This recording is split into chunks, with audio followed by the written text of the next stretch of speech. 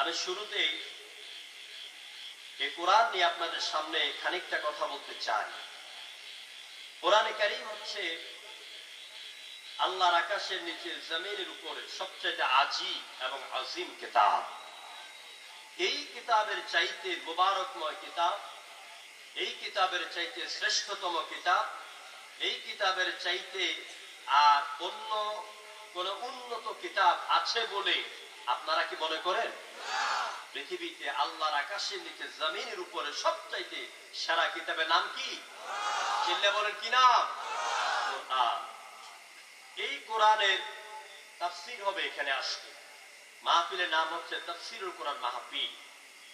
এখন কোরআনের তাফসীরটা কি এটা আগে বুঝেন ভালো করে। কোরআনের তাফসীর কি? হযরত আব্দুল্লাহ ইবনে আব্বাস রাদিয়াল্লাহু তাআলা আনহুমা তিনি কোরআন সম্পর্কে বলতে গিয়ে বললেন, ইন্নাল কুরআনা ইউফাসসিরুহুজ জামান। কোরআন হচ্ছে এমন একটা কিতাব, যেই কোরআন প্রতিটি সময়, প্রতিটি কাল এবং মহাকালের সময়ের প্রেক্ষাপটে ওইটার ব্যাখ্যা মানুষের সামনে উপস্থাপন করতে সক্ষম। সুবহানাল্লাহ বলবেন না?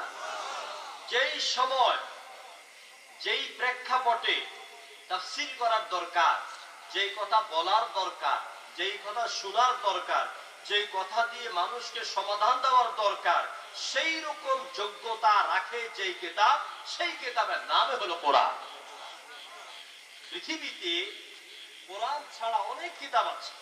ত্রিপিটক, বেদ, বাইবেল, জিন্দাবেস্তা, উপনিষদ, মহাভারত, রামায়ণ, ভগবত গীতা, ঋগ্বেদ, অথর্বেদ, সামবেদ, চতুর্বেদ, অসংখ্য কিতাব আছে।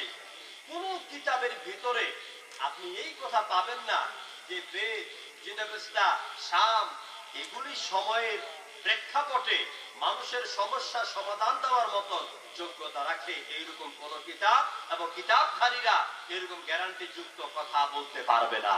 শুধুমাত্র কেবলমাত্র কোরআন সেই কিতাব একমাত্র বলতে পারে তিবিয়ানা লিকুল্লি শাই, মানুষের জীবনে যা দরকার সব কথা আমি এই কোরআনের মধ্যে ঢুকিয়ে দিলাম। এবারে জোর সরে বলেন, চিল্লিয়ে বলেন আল্লাহু আকবার। কোরআন কি কিতাব? বিশ্বনবী কোরআন সম্পর্কে বলতে গিয়ে বললেন, যাহিরু আনিকুন ওয়া বাতিনাহু আমিকুন লাহু নুজুমুন ওয়া আলা নুজুমিহি লা তুহসা আজাইবুহু ওয়া লা তুবলা গরাইবুহু ফীহি মাসাবিহুল হুদা ওয়া মানারিল হিকমা আও কামা ক্বালা আন-নাবিয়্যু আলাইহিস সালাতু ওয়াস সালাম। আল্লাহ নবী কোরআনের প্রশংসা করতে গিয়ে বললেন, এই কিতাবের ভিতরের দিকটা হলো অনেক সুগভীর, এর বাহিরের দিকটা হলো খুবই ঝাঁকঝমক, খুব চকচক করে। আর এই কোরআনটা হলো অসংখ্য তারকার উপর যেমন তারকা আছে, সমস্ত কিতাবের উপর তারকা স্বরূপ হলো আল্লাহর কোরআন। সুবহানাল্লাহ।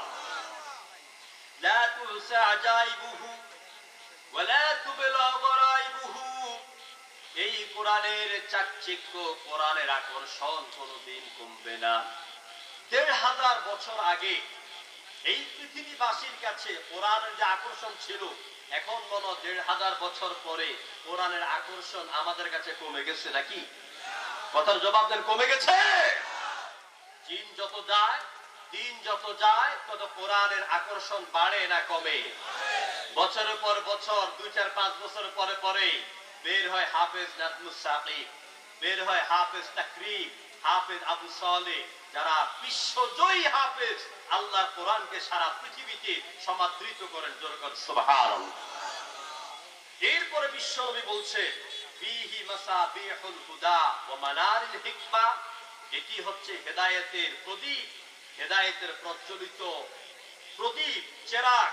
আর এটি হচ্ছে জ্ঞান বিজ্ঞানের সুউচ্চ মিনার। যুগ যত যাবে, মঙ্গল গ্রহ বলেন, নেপচুন বলেন, প্লুটো বলেন, যত ধরনের আবিষ্কার বলেন, সমস্ত আবিষ্কারের পিছনে মূল যে জ্ঞান, সে জ্ঞানের নাম হচ্ছে কোরআন। সে জ্ঞানের নাম কি? কোরআন। এই জন্য রাসূল বলেছেন মানারিল হিকমা, কোরআন হচ্ছে জ্ঞান বিজ্ঞানের প্রতীক, জ্ঞান বিজ্ঞানের সুউচ্চ মিনার। এ হচ্ছে রাসূলের করা কোরআনের প্রশংসা। আল্লাহ পাক কোরআনের মালিক। কোরআনের মালিক কে? জোরে বলতে হবে কথা, কোরআনের মালিক কে? আল্লাহ রাব্বুল আলামিন নিজেই কোরআনের প্রশংসা করতে গিয়া বললেন কুল্লাউ কানাল বাহরু মিদাদাল লিকালিমাতি রাব্বি লানাফিদাল বাহরু ক্বাবলা আন তানফাদা কালিমাতু রাব্বি ওয়ালাউ জিনা বিমিথলিহি মাদাদা।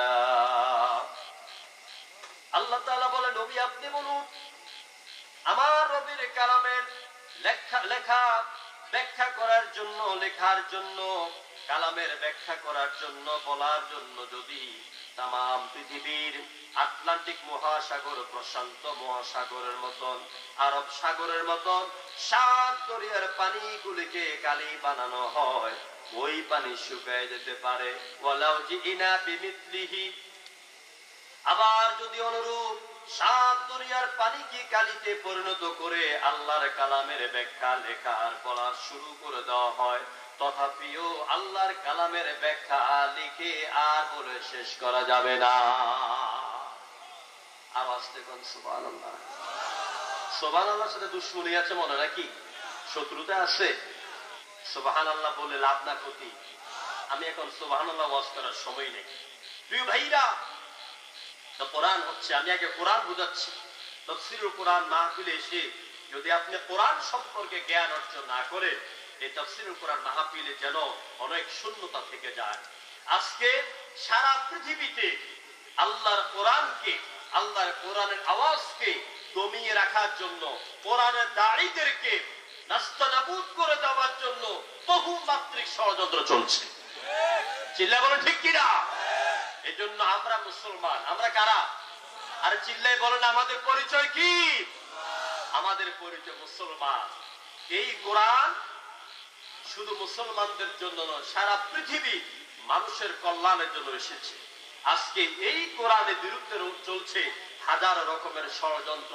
সমস্ত ষড়যন্ত্রকে রুখে দিয়ে আল্লাহর জমিনে আল্লাহর কোরআনের হুকুমকে, আল্লাহর কোরআনের বিধানকে চালু করার সিদ্ধান্ত আজকের মাহফিলে যারা এসেছেন অন্তত তাদেরকে গ্রহণ করতে হবে। রাজি আছেন আপনারা?